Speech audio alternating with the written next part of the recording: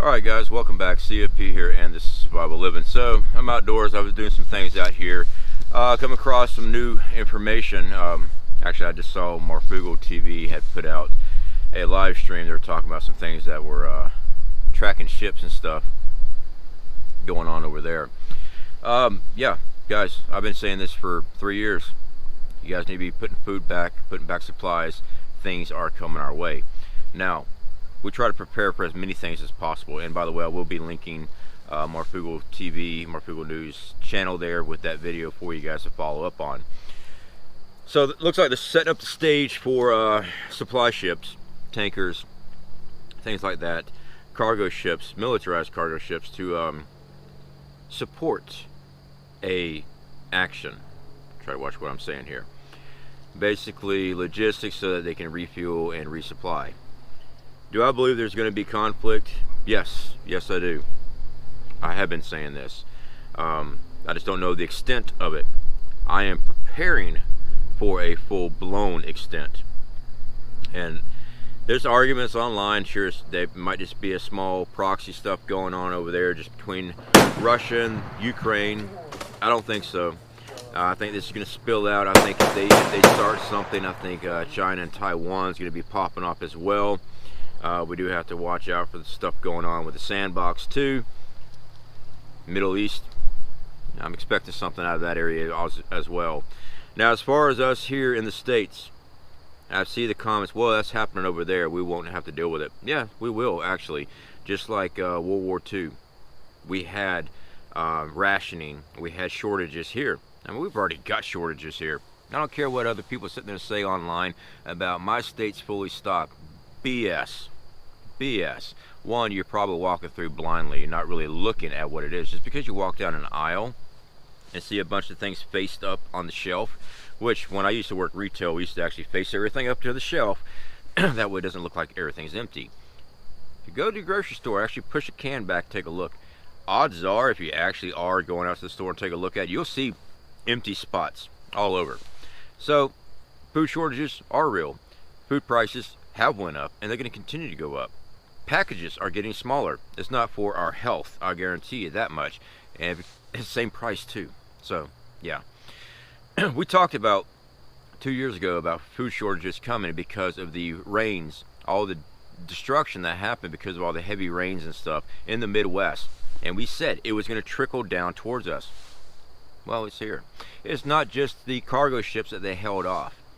It's not just the sanctions that they put on everything else, other countries. This has been coming. The world's economy is in the crapper. They spent the last 2 years locking down, shutting down, putting people out of business. Unless you're certain companies that got those palms greased with your local politicians, you got to stay open. Everybody else got shut down. We are going to war. And this is why I tell people to put food back. Now guys, besides just food, water purification, ways of storing water. Now we've talked about everything from the big Berkey. We don't have a big Berkey. Our group has a big Berkey system, but we usually use Sawyer minis, Sawyer camp filters. They work great for what we need. Big Berkey's great, absolutely, but you're going to be paying like $300–400 for one.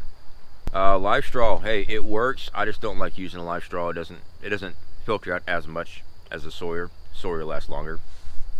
But I don't care what you use. Get something to purify water. Get food put back. Now we've talked about everything from normal rotational stock. We got 2 year supply of normal rotational stock. Canned goods, dry goods. This is stuff that we are normally using. That's what normal rotational stock means. In other words, it's stuff that we actually use. So if everything's shut down right now, I've got 2 years of canned goods and dry goods to feed my family while we're trying to get stuff in the ground and grow things and can those things ourselves. I mean, we have canning equipment, we have jars, lids, the whole 9 yards. We're ready to rock and roll in that department as well. But we also have long-term food storage. I mean, you've seen the videos that I've done, Legacy, Mountain House, Augason Farms, Nutrient Survival. Those are long-term foods, 25-year shelf life. You don't have to have those to survive. They just make it easier for you if you're trying to prepare for a certain amount of time. You go buy the bucket sets that they got, store them away, forget about them. You don't have to worry about them. Most of us preppers, however, work on a budget. We're having to go to the grocery store, things like that. So very important. Guys, if this turns out to be a global conflict, we're going to have problems here. In my belief, we are going to have problems right here in the States. My biggest concern is EMP weaponry from either North Korea, China, heck, Russia themselves. Some sandbox country, could be. Well, they probably got the equipment from somebody else. I mean, you know, we still got storage facilities, storage tankers, full of container ships off the coast. Still, we don't know what's in those things. We talked about the K-Club missile system. Wouldn't be hard. You know, one of the first things they ever talked about with an EMP attack on America was setting these things up, these container ships with a K-Club system, setting one in the Gulf, setting one on the East Coast and the West Coast, launching them, because at that time EMP weaponry was still new. They didn't have them fully developed yet. It was going to take 3 to knock out the whole country. High altitude explosion, cascades down, froze electronics.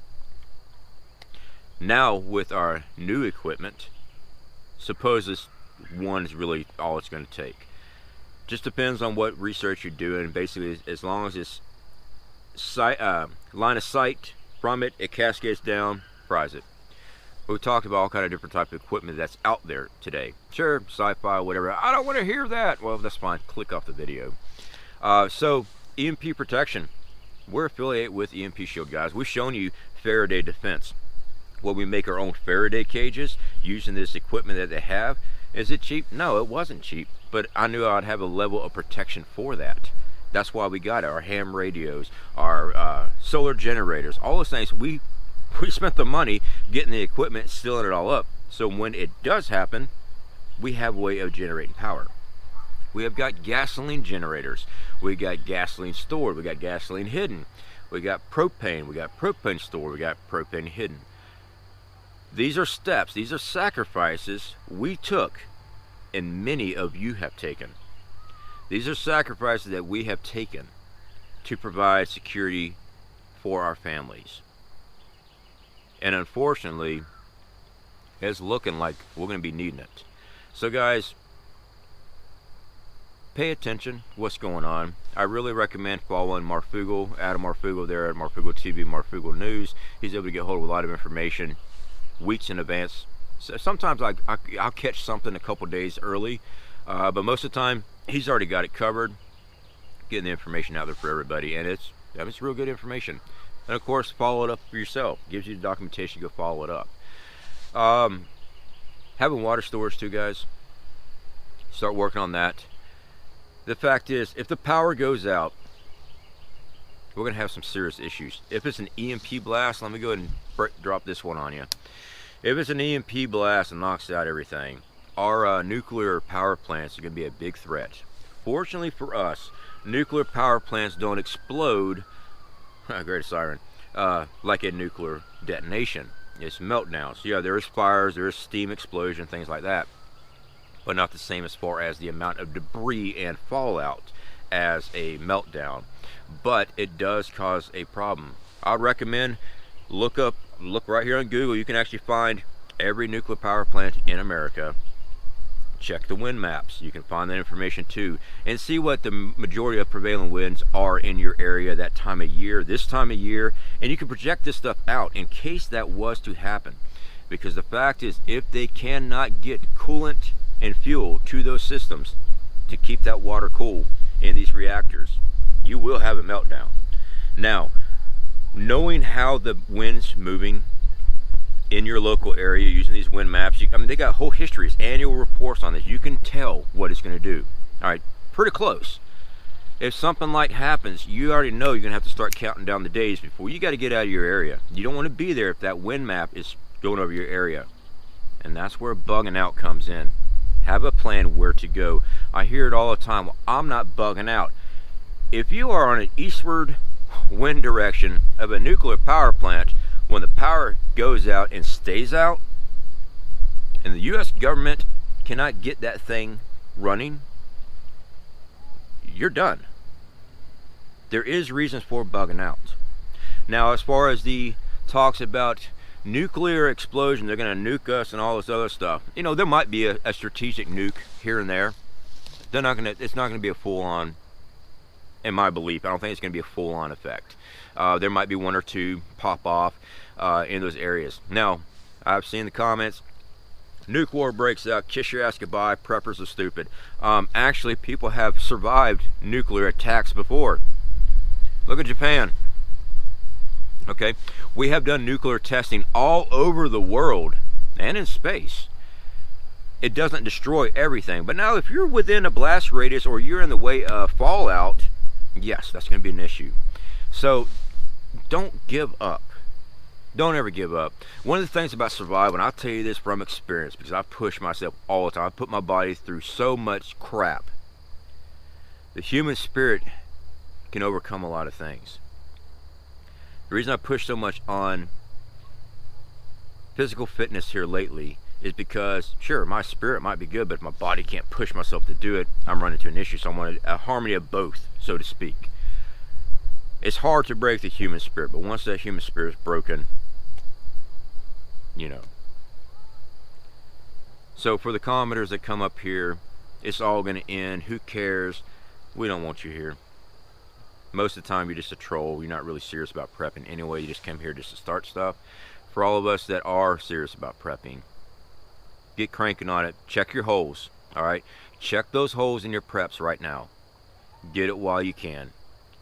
If things happen, if stuff happens, there's not going to be going to the grocery store.